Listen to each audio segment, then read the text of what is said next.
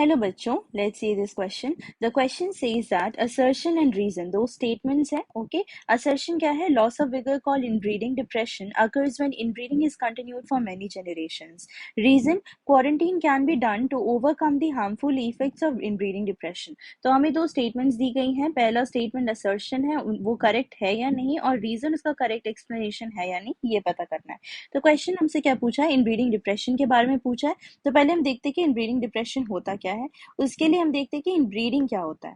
ठीक है, इनब्रीडिंग क्या होता है? अगर हम दो इंडिविजुअल्स के बीच में ब्रीडिंग करवाते हैं जो कि सेम ब्रीड्स के हैं, ठीक है, they are from same breed, ये हो गया हमारा पहला पॉइंट। ठीक है, ये हो गया हमारा पहला पॉइंट। एंड सेकेंड पॉइंट क्या है कि वो उनके कॉमन एंसेस्टर्स हों, कॉमन एंसेस्टर्स हों।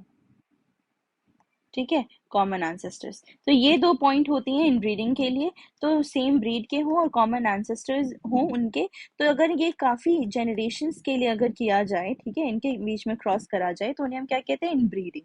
और अगर ये काफी जनरेशन्स के लिए किया जाए तो इनके जो डिजायरेबल कैरेक्टर्स होते हैं, डिजायरेबल कैरेक्टर्स, ठीक है, उनका लॉस होने लगता है, उनका लॉस होने लगता है। ठीक है, मतलब क्या है कि हार्मफुल जीन्स जो है एक्यूमुलेट होने लगते हैं और डिजायरेबल कैरेक्टर जो है उनका लॉस होने लगता है। Harmful genes accumulate. तो इन चीज के लिए हमें क्या करना होता है कि अगर हम फिर इस सेम मतलब कि प्योर लाइन क्रिएट करने के लिए, मतलब इनब्रीडिंग जो है मेनली प्योर लाइन क्रिएट करने के लिए होता है, प्योर लाइन। तो अगर हम इस प्योर लाइन वाली इंडिविजुअल को लें और उसे हम किसी डिफरेंट ब्रीड के साथ अगर हम उसे क्रॉस करें, ठीक है, किसी डिफरेंट ब्रीड के साथ अगर हम उसे क्रॉस करें, तो उसे हम क्या कहते हैं? Out breeding.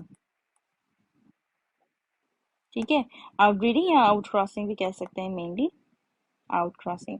तो ये करने से क्या है कि दो पॉइंट्स जो है कि एक्सपोजर हो जाएगा, मतलब एक्सपोजल ऑफ हार्मफुल जीन्स।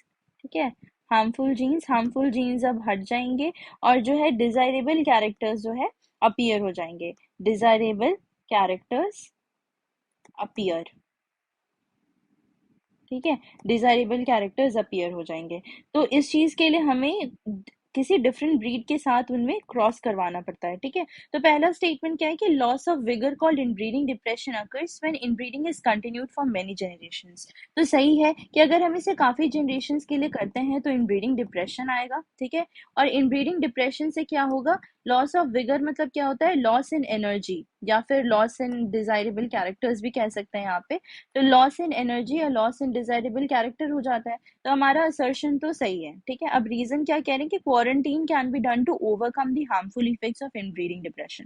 तो इनब्रीडिंग डिप्रेशन से क्या होता है कि डिजायरेबल कैरेक्टर्स का लॉस होता है, ये है हमारा हार्मफुल इफेक्ट। तो क्वारंटीन में क्या होता है? आइसोलेशन। क्वारंटीन मतलब क्या होता है? आइसोलेशन। तो उसमें तो हम सिर्फ एक प्योर लाइन को वहां पे स्टेबल कर रहे हैं, मतलब कि उसे हम क्रॉस नहीं कर रहे हैं किसी डिफरेंट ब्रीड के साथ। तो ये तो स्टेटमेंट हमारा गलत हो गया। तो हमारा करेक्ट ऑप्शन क्या होना चाहिए? पहला क्या है? If both assertion and reason are true and reason is the correct explanation of assertion. तो हमारा रीजन तो ट्रू नहीं है। ठीक है, if both assertion and reason, ये भी गलत है क्योंकि यहाँ पे भी हमारा स्टेटमेंट रीजन ट्रू नहीं है। सी क्या है? If assertion is true but reason is false. Yes, हमारा करेक्ट ऑप्शन क्या है? C, that is if assertion is true and reason is false. Okay, hope you have understood the concept. All the best. Thank you.